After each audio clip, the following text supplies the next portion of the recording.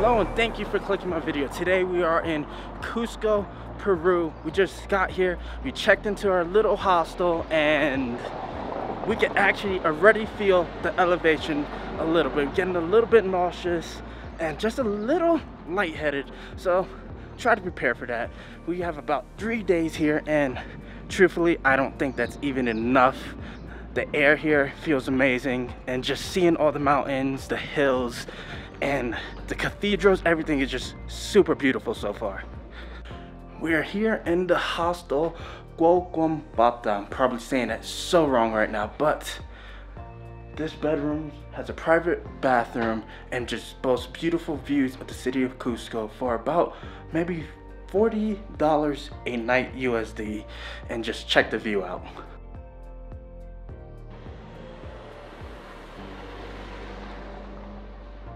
Today we're at Plaza de Armas. It's the main historic square here. It is a little bit sad of a history because this is showing where the Incans were destroyed, and the conquistadors, including Pizarro and his men, destroyed all the monuments and in place put colonial architecture. But there are still a lot of Incan ruins that you can see around the city of Cusco, and we're going to see some of those on our trip here. Walking around here is super busy. You're passing all the awesome architecture around and all the shops buy like different wool products, alpaca wool, sculptures, all handmade products just being sold all over the street. So many souvenirs are gonna come home with me on this trip. Speaking of markets, we're here at the main market, San Pedro. Tons of shops here already, and I think we found something to already buy. We found a little vendor selling these pom-pom keychains. Now I got 20-something for all my coworkers, and they all mean something different. So we got colorful ones and blue ones. Usually the colorful ones mean happiness, and the bluer means sad or mourning. Some of them are worn to show that you're single or not single. So they all have different significance, and they're made with alpaca wool.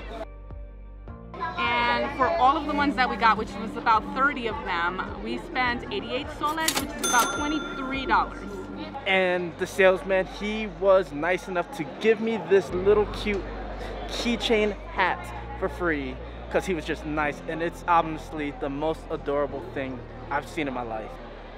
I absolutely just love being inside of the middle of the market. You have everything here, fruits, fresh juices, food, which I'm looking for because we're starving right now.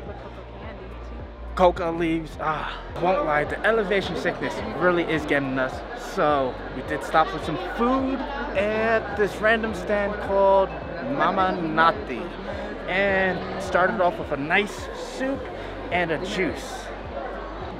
Here I got this meal, it's called a bistec a la orbe, which translates to basically poor man's meal, and it's a big plate. You have rice, steak, egg, french fries, fresh cut french fries too, plátano, salad, just a big meal. And all right, just get straight into the steak. Seasoned very nicely. It's a thin piece of steak, but it's so flavorful.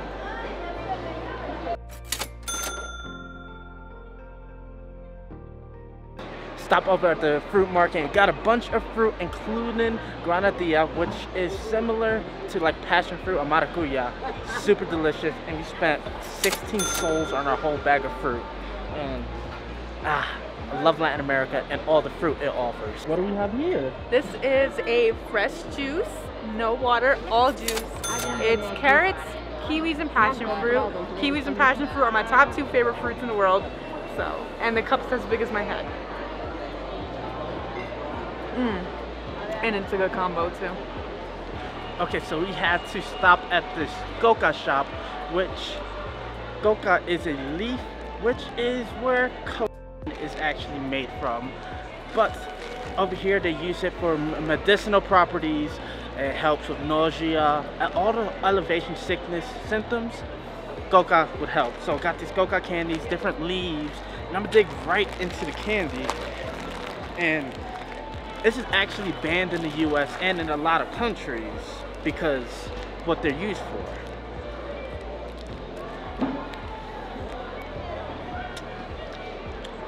Kind of just tastes like you're eating tea in a way, and it has multiple uses. You could just chew the leaves or brew tea with it.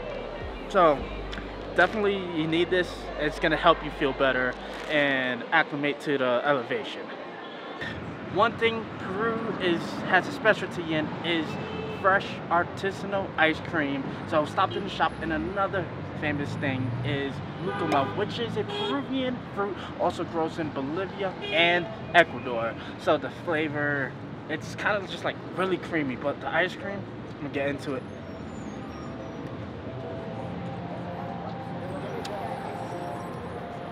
It kind of has like a sweet potato-y, caramel-y flavor to it, and it's actually really healthy. It helps lower your blood sugar.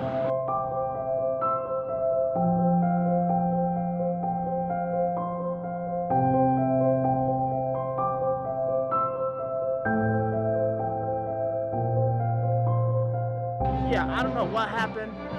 Apparently it's some sort of festival in Center right now, and we just got lucky and conveniently got to witness it. Pretty cool. So we have a super early tour tomorrow. Oh man, I'm absolutely beat. So we're gonna call it an early night, and we'll come back tomorrow. And here we are in a new day after much needed rest. It's a beautiful day outside. You can see the golden hour shining on all the mountains and all the houses. And we're about to get ready and go for our ATV tour. So we're gonna see you then.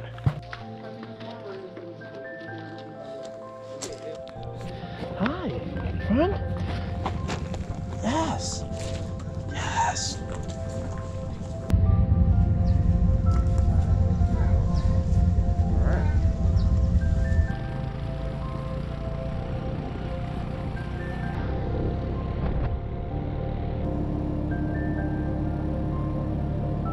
Coming across our first stop, which is Moray, but first, our daily dose of cocaine, or coca leaves to fight the nausea.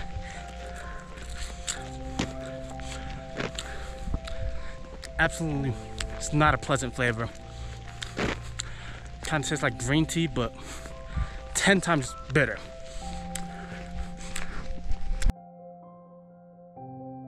So this area here is Moray. And it's actually over 1,000 years old, and it was used as an Inca experiment center. But not like chemicals and things like that. They used the layers to plant different agriculture, different plants, because each layer actually has its own temperature. So yeah, potatoes, beans, a whole bunch of different things here. And that's the main one is here, but there's two smaller sites which are a little bit destroyed, but still nice to see.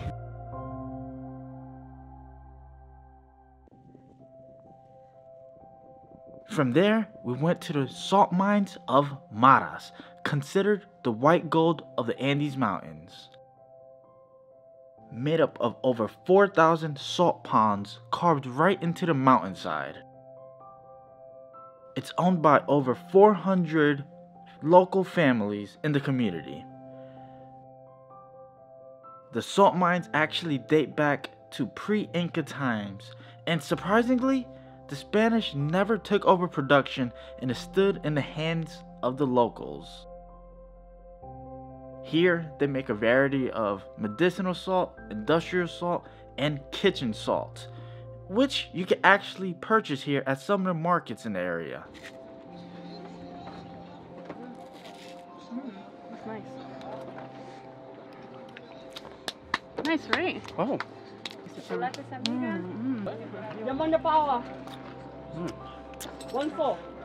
Sodium going high. So overall, that tour was honestly really awesome. We actually ended up getting into a small ATV accident where we fell off and the ATV almost ran us over, but we came out okay at the end. Just a little bit banged up, but we're okay. And so we're starving, so we stopped at this restaurant here. It's been about 9 hours without food, and Yeah, I'm ready to eat. What do we have here, babe? We have papas a la huancaina. It's a creamy, spicy pepper sauce.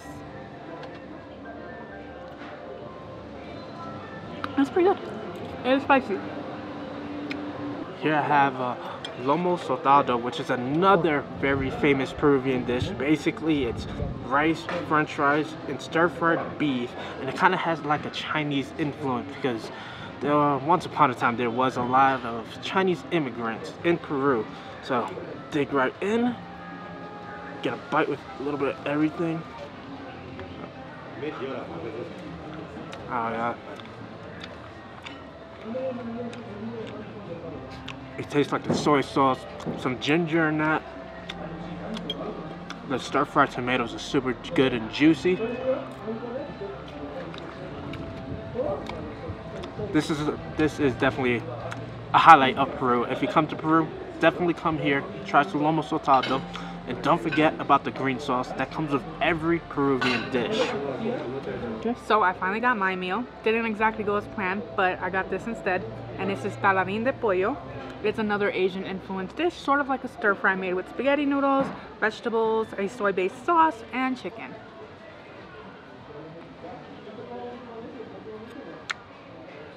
And it's steaming hot, but really good. So I'm gonna say this. Cusco is an absolutely beautiful city. Nobody can really deny that.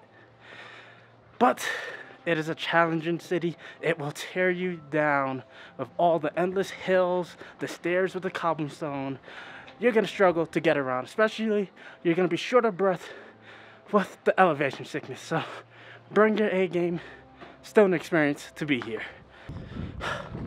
So as it turns out, Cusco is home to a lot of historical Inca sites and archaeological sites. And you're able to actually buy a 10-day ticket that just includes everything for only 140 sols. We're not here for 10 days, so the other option is to buy partial tickets.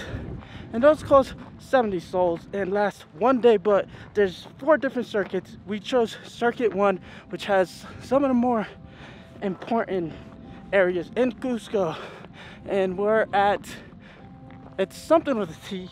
I'm not good at these names, but it's a lot of walking, so we ended up finding a guy to give us a ride to be able to see all of them.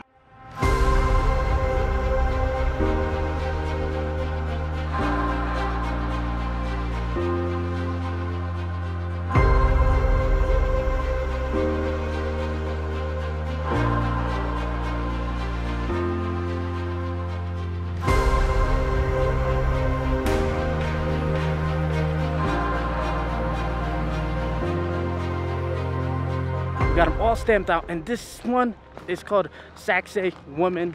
It's an amazing, funny name, but this one is the most important out of the 4 in the area, and one of the more important ones in Cusco and period. So yeah, it's really big too, and apparently it used to be used as a burial ground as well. Apparently, this area was inhabited pre-Inca times, but what remains here today is from the 15th century, and it was originally built to ward off enemy attacks and have a view of the city. Honestly, it's amazing to think how long ago this was built. If you just look at it, the rocks are huge, and just the Inca people long ago put these huge rocks up and built all these fortresses. Simply amazing. It took about 20,000 workers to build this massive structure over the span of 50 years. And today, it's still unknown how these huge blocks were transported. Other than the Inca history, another great thing about Peru is the animals. So here we have some domesticated camelids. Related to the camels, they are alpacas and llamas, which are generally used for clothing and textiles here. There are 2 other versions of camelids that live in Peru, and those are usually softer and their wool is a lot more expensive, but they're wild and afraid of humans. These ones are domesticated, but they don't really want to be bothered right now. You can't leave Cusco without hiking. We ended up booking a tour with Inca Highlands to hike Balcoyo, which is an alternative to the very famous Rainbow Mountain, but with less people. These views were beautiful and surreal. Every direction there was something to look at. Being 16,000 feet above sea level is certainly a new thing for me. I'm going to put down the link in the description box so you guys can have a similar experience, because this was amazing. The mountains just had so many colors on them. I hope you guys enjoyed this video. It's one of my longest ones yet, but Cusco just absolutely has so much to see. If you guys have any recommendations what else I should do in Cusco on my next trip there, comment down below. I'd love to hear. And don't forget to leave a like and subscribe. Until next time guys, stay off the beaten path.